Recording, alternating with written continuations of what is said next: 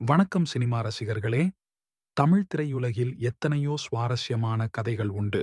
ஆனால் ஒரு படத்தின் உருவாக்கத்திற்கு பின்னால் இருக்கும் கதை சில சமயங்களில் திரையில் பார்ப்பதை விடவும் சுவாரஸ்யமாக இருக்கும். அப்படி ஒரு கதைதான் தலைவன் தலைவி படத்திற்கு பின்னால் ஒளிந்திருக்கிறது. மக்கள் செல்வன், விஜய் சேதுபதி மற்றும் நித்யா மேனன் நடிப்பில் இயக்குனர் பாண்டிராஜ் இயக்கத்தில் உருவாகியுள்ள தலைவன் தலைவி திரைப்படம் ஜூலை 25 அன்று திரைக்கு வரவிருக்கிறது. இந்த படம் வெறும் ஒரு காதல் கதை மட்டுமல்ல, இது ஒரு நீண்டகால பிரிவுக்குப் பிறகு நிகழ்ந்த ஒரு அற்புதமான மறு இணைப்பின் கதை. ஆம், நீங்கள் சரியாகத்தான் கேட்டீர்கள். ஒரு காலத்தில் விஜய் சேதுபதியும் இயக்குனர் பாண்டிராஜும் ஒருவருக்கொருவர் இணைந்து பணியாற்றவே மாட்டோம் என்று சபதம் எடுத்திருந்தார்கள். இது நம்ப முடியாததாக இருக்கலாம், ஆனால் இதுதான் உண்மை. படத்தின் விளம்பர நிகழ்வில் பாண்டிராஜ் வெளிப்படையாக பேசினார். ஒரு காலத்தில் எங்களுக்கிடையே ஒரு பெரிய சண்டை இருந்தது. அவருடன் ஒருபோதும் படம் செய்யக்கூடாது என்று நான் நினைத்தேன் என்று அவர் கூறினார். அதே கருத்தை விஜய் சேதுபதியும் ஆமோதித்தார். ஆமாம், எனக்கும் அதே எண்ணம் இருந்தது என்று அவர் சிரித்துக் கொண்டே ஒப்புக்கொண்டார். இருவருக்கும் இடையே அப்படி என்னதான் நடந்தது என்பது பலருக்கும் தெரியாத ஒரு ரகசியமாகவே இருந்தது. ஆனால் இந்த நீண்டகால பகை எப்படி முடிவுக்கு வந்தது? அது ஒரு பிறந்த நாள் விருந்தில் நடந்த ஒரு எதிர்பாராத சந்திப்பில்தான். இயக்குனர் மிஷ்கினின் பிறந்தநாள் விழாதான் அந்த வரலாற்றுச் சிறப்புமிக்க நிகழ்வுக்கு களம் அமைத்தது. பாண்டிராஜ் அந்த தருணத்தை விவரித்தார். மிஷ்கின் சாரின் பிறந்த நாள் பார்ட்டியில் விஜய் சேதுபதி உள்ளே வருவதை பார்த்தேன். அவரை வாழ்த்துவதா அல்லது விலகி நிற்பதா என்று எனக்கு தெரியவில்லை.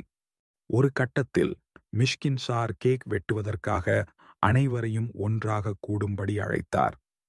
கூட்டத்தில் அவர் என்னை கவனிக்க மாட்டார் என்று நான் நினைத்தேன். கேக் வெட்டிய பிறகு என் தோளில் ஒரு கை வருவதை உணர்ந்தேன். திரும்பி பார்த்தால் அது விஜய் சேதுபதி. அவர் என்னை அன்புடன் வாழ்த்தி, நாம் ஒரு படம் செய்யலாமா என்று கேட்டார். அப்படித்தான் எங்கள் சண்டை முடிவுக்கு வந்தது என்று பாண்டிராஜ் நெகிழ்ச்சியுடன் கூறினார். இந்த ஒரு தருணம் இருவருக்கும் இடையிலான பழைய மனக்கசப்புகளை நீக்கி ஒரு புதிய அத்தியாயத்தை தொடங்கி வைத்தது. இதுதான் தலைவன் தலைவி படத்தின் ஆரம்ப புள்ளி. தலைவன் தலைவி படத்தின் கதைக்களம் மிகவும் சுவாரஸ்யமானது. பெரும்பாலான நிகழ்வுகள் ஹோட்டல் ராகவர்த்தினி என்ற ஒரு டிபன் சென்டரில் நடைபெறுகின்றன. இதுவே படத்தின் தனித்துவமான அம்சங்களில் ஒன்று. விஜய் சேதுபதி இதில் ஆகாச வீரன் என்ற தனித்துவமான கதாபாத்திரத்தில் நடிக்கிறார்.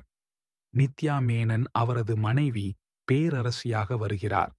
டீசர் வெளியான போது அவர்களின் நகைச்சுவையான மற்றும் கலகலப்பான உறவு ரசிகர்களை வெகுவாக கவர்ந்தது.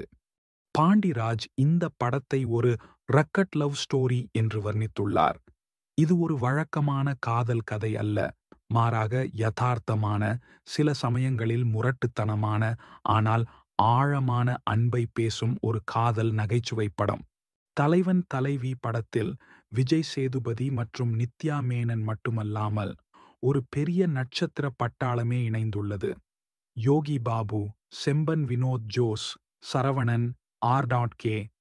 சுரேஷ், காளி வெங்கட், ரோஷினி ஹரிப்பிரியன், தீபா, சென்ட்ராயன் என அனைவரும் முக்கிய கதாபாத்திரங்களில் நடித்துள்ளனர்.